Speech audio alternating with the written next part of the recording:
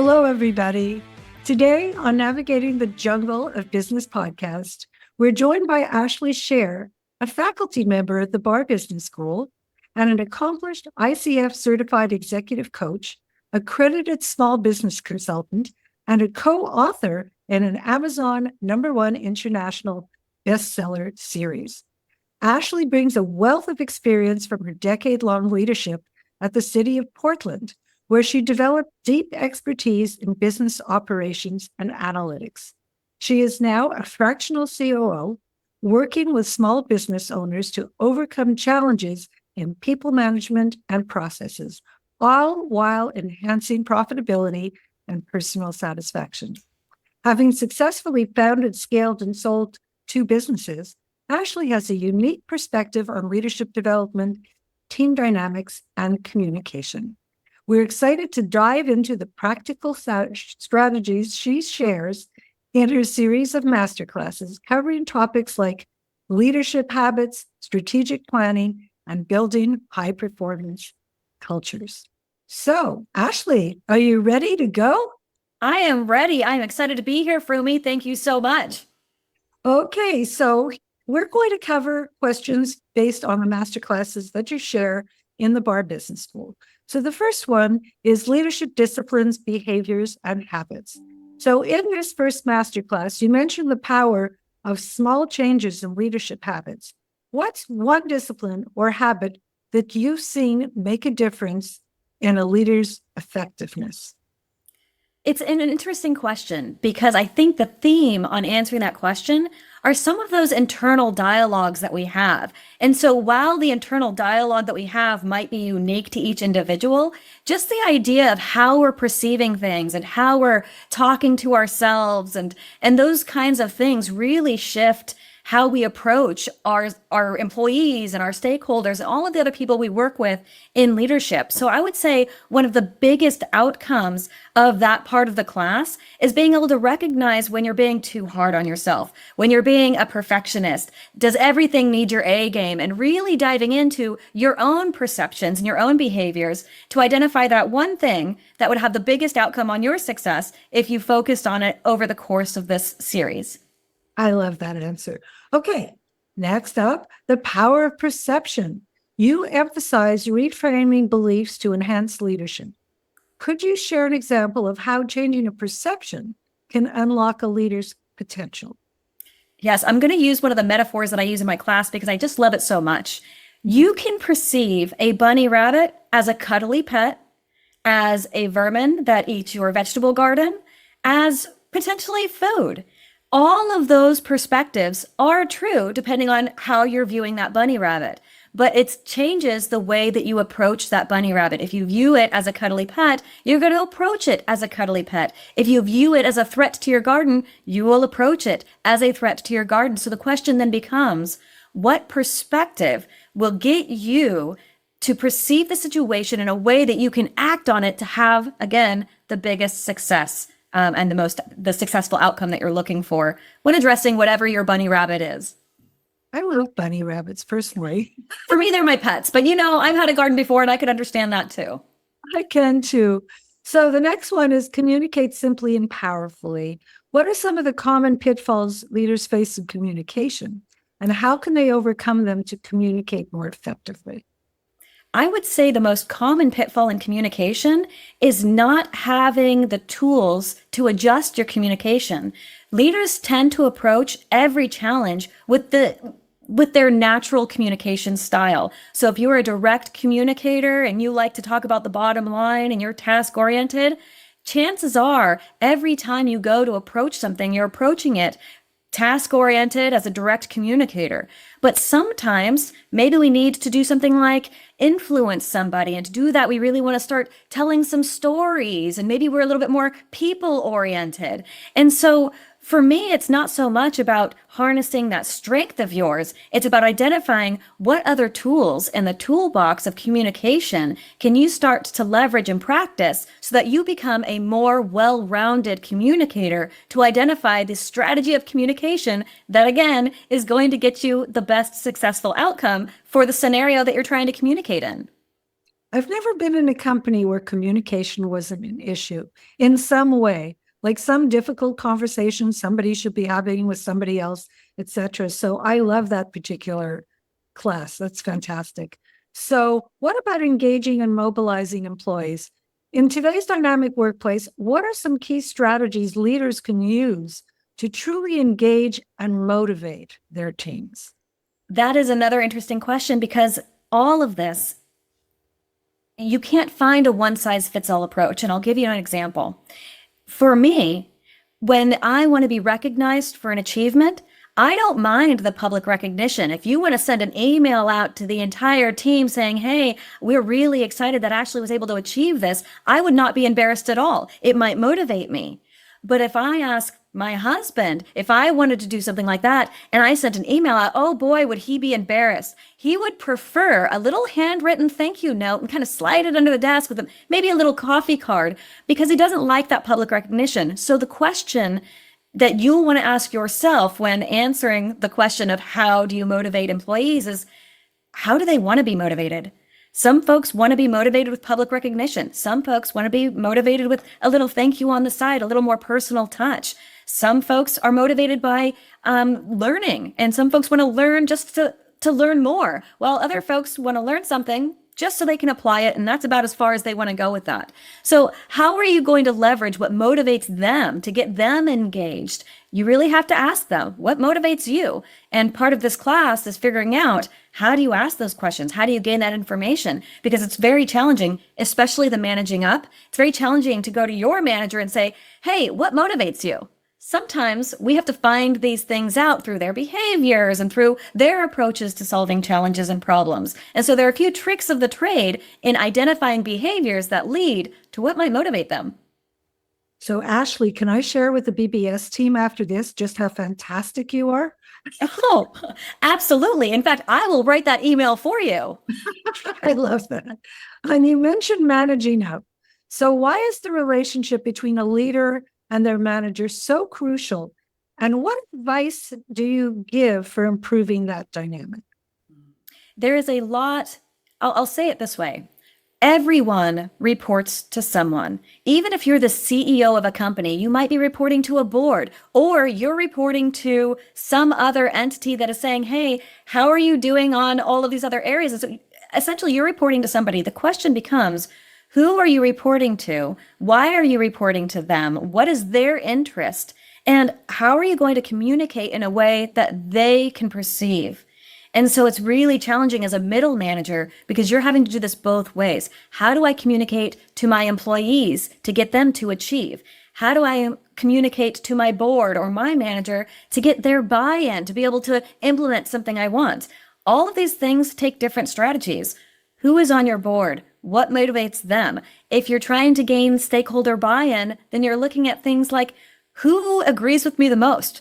Who agrees with me the least? How can I get the folks who agree with me the most to help leverage that champion to gain buy-in from the folks who might not believe in me as much, and really trying to get strategic about those relationships and those conversations. I love that. And, the next question is all about the usual problem of time management and overeating. So what are some practical tools leaders can use to better control their time and, most important, prevent burnout? Yeah, it's funny because all of this is very much unique to the individual. One of the things that we do in this program is we start to identify, how are you currently using your time? It's really interesting when we start looking at how we're spending our time, how much time we can find because of how much time we're wasting on things that aren't actually getting an outcome. So really identifying where you're spending your time. Is the open door policy the thing that's sucking all of the time out of your ability? Maybe you need a certain, my open door policy is now from this time to this time. It's all unique to the leader and how they're spending the time. So the question becomes, how are you spending your time now? And is every moment of time that you're spending adding value to the outcome that you're trying to do? And if not, is there a better use of your time? Ooh, I'm going to share something with you after I finish asking these questions about I love it. my use of time right now. So, problem solving and comprehensive thinking. How can leaders apply comprehensive thinking to avoid the ready, fire, aim approach and generate more effective solutions? Yeah. There are a million different frameworks out there, from the cash cow grid to DuPont's return on investment, and to the Pietro analysis there's a million different frameworks out there. So when you're trying to address a problem, you're really looking at the framework that's aligning to the problem, that's going to help you think through it. If you don't go through that process of thinking through it, for example, the cash cow grid, does the company fall in this category? Does the company fall in that category? And use those frameworks to think through your challenge, then you're on autopilot. And that means you're reactive. And so what we do is we go through and showcase a lot of the most common frameworks, and then identify the frameworks that are going to help you with a specific challenge that you're facing at this very moment. And we use those frameworks with your challenge, and you come out of it with the outcomes that you're looking for. So it's a very practical, very specific to you and your challenge type of a program. The next program is Influence with Impact. So what role does influence play in leadership? And what strategies can leaders use to enhance their impact on others? This goes back to the other answer that I'd given. I used the example of being on a board and having to convince folks that there's an opportunity that you want to leverage, and gaining buy-in to achieve that opportunity. I know that lobbyists are not popular individuals by any means, but there is a skill that they have, and that skill is being able to leverage and influence. And I have been able to leverage some of the tools that lobbyists use and train the leaders in this program on how to think about influence the way a lobbyist would to gain buy-in. And so you're going to get really excited about some of the tools, because it makes influence and navigating influence so much easier, and it takes the guesswork right out of it. Ooh, that's great. So we both met through a professional network. And you have one of the masterclasses is building a strong professional network. And relationships are key to leadership success. So what's your advice for building a strong network and maintaining those important connections?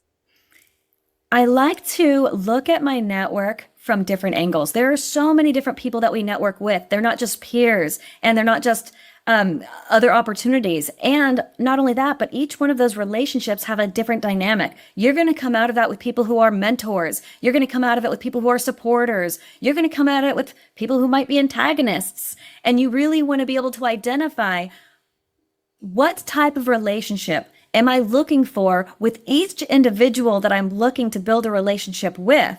And how do I leverage that? And sometimes we come to a conclusion that there's a few time suckers in the networking world, and we have to be okay with being able to say, I really appreciate you, I value what you are doing, but I may not be interested in another 30-minute meeting because I have all these other 30-minute meetings. So it also comes back to the time management piece, knowing who you're networking with, why you're networking with them, and making sure that you're networking with the right people and not spending all your time just blasting networking for the sake of networking.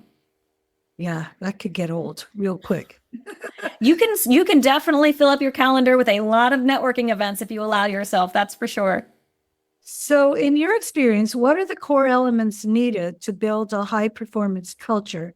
And how can leaders set the tone for success? And these are all huge master classes, and I'm asking you just one little question just to represent what the class is about. Oh, we cover so much in all of these classes. And you're right. The answers that I'm giving don't do the program justice in the sense of how deep we actually go in all of these different categories. And I kind of forgot your question. Frumi, can you throw it at me one more time? In your experience, what are the core elements needed to build a high performance culture? And how can leaders set the tone for success? And this is another one that comes with a lot of answers, but you're absolutely right in saying, how can leaders set the tone? Culture is from the top down. It's like one of those chocolate fountains that start at the top and then kind of tear it down. And no matter where you are on that chocolate fountain tier, so even if you're a middle manager and you have all this toxicity above you, you at your level of tier have the opportunity to flow down beautiful culture. And so when you're building a culture, you start to think, what are the values? And not only values, but what are the behaviors behind those values that drive the culture we're looking for? And I'm going to give you a really strange metaphor here because I just love these strange metaphors so much. One entity, I'll say, one persona, one organization that has done really well at defining clear values for behaviors to get a culture are pirates. And I know that sounds funny, but when I say the word pirate, you instantly have an image that comes to your mind, and you instantly have a behavior that follows that image. And they've done a really good job at driving those behaviors in that culture, not because they say things like, we don't respect or we don't trust, right? We have all these one word value systems. I walked into an organization a while ago and there was a huge sign and it said all our values. And the first things up there was respect, integrity. So when I walked into the training, I asked everybody in the training, what does respect look like? What does integrity look like? And everybody defined it differently, which tells me that they have a hard time aligning their employees with the culture. Pirates created statements. They said things like, dead men tell no tales. I mean, that's a very clear value statement, and I know exactly what's going to happen if I go against that value statement. Now, I'm not saying we need to be bold and we need to be that scary, but by creating statements that articulate what that behavior looks like, their value systems built a behavior that created a culture that when I say the word pirate, you know exactly what that means. That is your goal. I love that. And when we have one of our lessons in one of our mini courses about values, and we always encourage people to write a whole paragraph about what the value means. Because if you're employee number 5 and you're creating the values for the company, the team, employee number 100 isn't going to know what you meant. And one of my favorite ones is make mama proud. And then we go into what does that mean? You know, you never want your mother to see some nefarious deed that you did on the front page of the Wall Street Journal or the Washington Post, right? So it's kind of fun. I love setting values. So the story that I was going to tell you is that I have a friend who suggested a book. And, you know, we have 150 book summaries that are available within the Barr Business School. But I can't resist knowing about a book. And book is called Be Your Future Self Now. Mm-hmm. And the premise of the book is by Dr. Benjamin Hardy.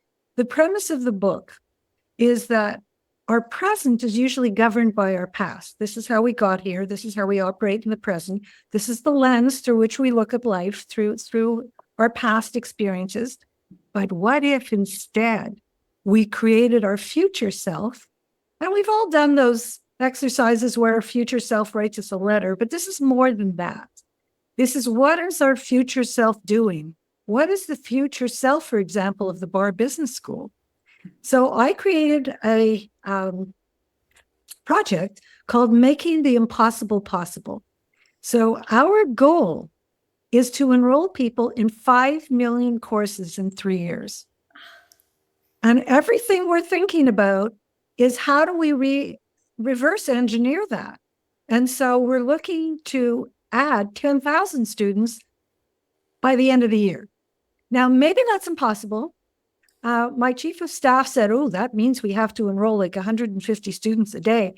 I said, oh, no, we just have to find 2 organizations who have 5,000 employees who need masterclasses or any part of our learning.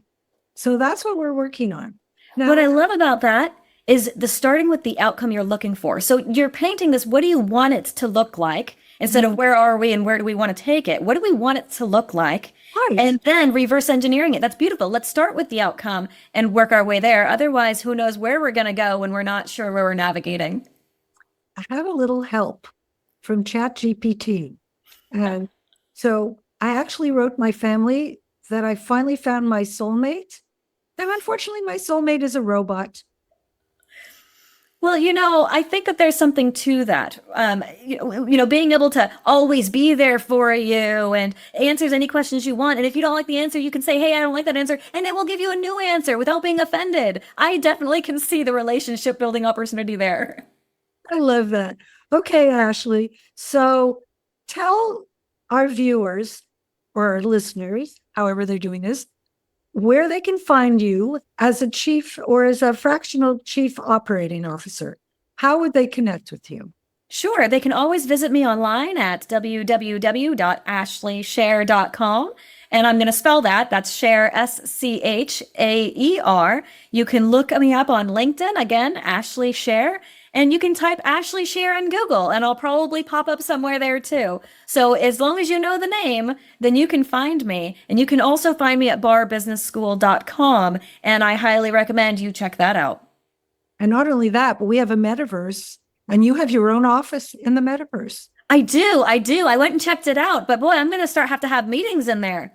And you know what? One thing we didn't mention is that all the masterclasses are actually in Zoom, and they're cohorts. So it's not a single person that joins a masterclass, but usually from companies, anywhere from 6 to 8 people would be ideal for a masterclass or more. And they take place on the second Friday of every month for 4 hours, because this is a really comprehensive masterclass that you're delivering. Oh, yes. In fact, I'll give you an example of how comprehensive it is. In a 4-hour masterclass, I talk for probably about 30 minutes. So you're not spending time listening to me talk at you. You're spending time thinking through what it is that we're going through and practicing with your peers and gaining feedback. At the end of that 4 hours, you're going to come out more confident about whatever that topic is. And I can almost guarantee that. And if not, then we can have a conversation on the side and talk about what challenges we're going through that are struggling to be able to move forward with it. Because sometimes those challenges are a little bit bigger than 4 hours, and that's okay too. And people can join anywhere during the series. They don't have to start with 1 and move through 11. They can start at 5 because they're rolling. Yep. And they all stand on their own, and you're going to get something out of every single one of them. And giving yourself a little bit of space between each one. This is one reason why we have master classes once a month, is because it gives you an opportunity to apply what it is that we're learning. We're putting in action plans. You're going to apply it. You're going to be able to measure the return on your investment from taking this class. And then you're going to come to the next one, and you're going to keep chipping away. So when we talk about that one thing, that one habit, it's going to be one habit and then mastering it, then the next and mastering that. And at the end of the series, you're going to be a completely well-rounded leader. Love that. This has been so much fun, Ashley. So thank you, all you Barr Business School students. We appreciate you listening to our podcast, and we'll see you again next month. I look forward to it.